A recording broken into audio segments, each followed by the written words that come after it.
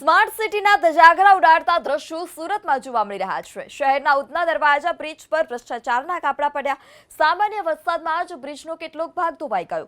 Cement અને કોન્ક્રીટનો ભાગ ધોવાઈ જતા સળિયા પણ બહાર દેખાવા લાગ્યા। આ સળિયાને કારણે વાહન ચાલકો મુશ્કેલીમાં મુકાયા છે, કારણ કે વાહનોના ટાયરના પંચર થઈ જાય છે। કોન્ટ્રાક્ટરોએ કરેલું નબળું કામ છાપરે ચડીને હાલ અત્યારે પોકારી રહ્યું છે। ત્યારે સવાલ એ છે કે મહાનગરપાલિકાના શાસકો આવા કોન્ટ્રાક્ટરોને કેમ છાવરે છે।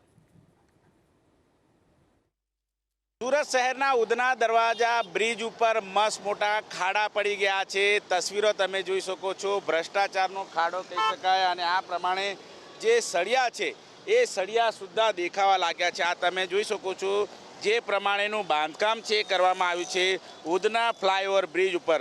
ત્યારે આ સળિયો છે એ ટાયરમાં ઘૂસે તો પંચર પડવાનું નક્કી છે અને ગાડીને નુકસાન થવાનું પણ નક્કી છે। આ પ્રમાણેના સળિયા છે એ કહી શકાય કે બ્રિજનું હાડપિંજર હોય એ પ્રમાણેની તસવીરો છે એ જોવા મળી રહી છે।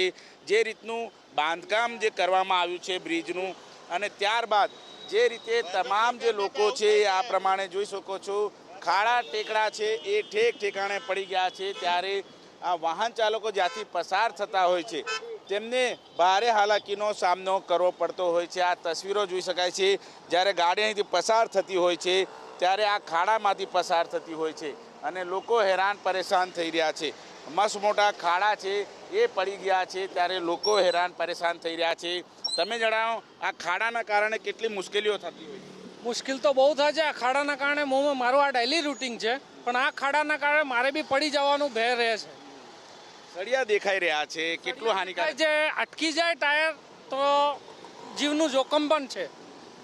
બિલકુલ જીવનું જોખમ છે। આ જોઈ શકાય છે વાહન ચાલકો મહા मुश्किल અહીંથી પસાર થતા હોય છે। कितनी मुश्किल होती है, कितना यार हमारी रिक्शा में बहुत परेशानी हो जाती है यार। व्हील फट जाता है, टायर फट जाता है। बरसात पानी का क्या बोलना, तुम्हारे को बहुत परेशानी होती है। બિલકુલ જોઈ શકાય છે તમામ વાહન ચાલકો છે એ આ રીતે હેરાન પરેશાન થઈ રહ્યા છે। બીજી તરફ ટ્રાફિક જામના પણ દ્રશ્યો છે એ ઠેર ઠેર જોવા મળતા હોય છે। ત્યારે આ પ્રમાણે હાલાકીને લઈને લોકો હેરાન પરેશાન થઈ ચૂક્યા છે। એક જ માંગ છે કે જે પ્રમાણે ભ્રષ્ટાચારના ગાબડા પડ્યા છે એ ગાબડા તાત્કાલિક ધોરણે રિપેર કરવામાં આવે। બ્રિજનું સમારકામ અવારનવાર થતું હોય છે, પરંતુ જે રીતે ભ્રષ્ટાચારના ગાબડા છે એ વરસાદમાં ધોવાતા નજરે આવે છે ત્યારે આ ભ્રષ્ટાચાર માટે જવાબદાર કોણ એ સૌથી મોટો પ્રશ્ન છે। કેમેરામેન રાકેશ પાનવાલા સાથે ધનરાજ બાગલે, એબીપી અસ્મિતા, સુરત।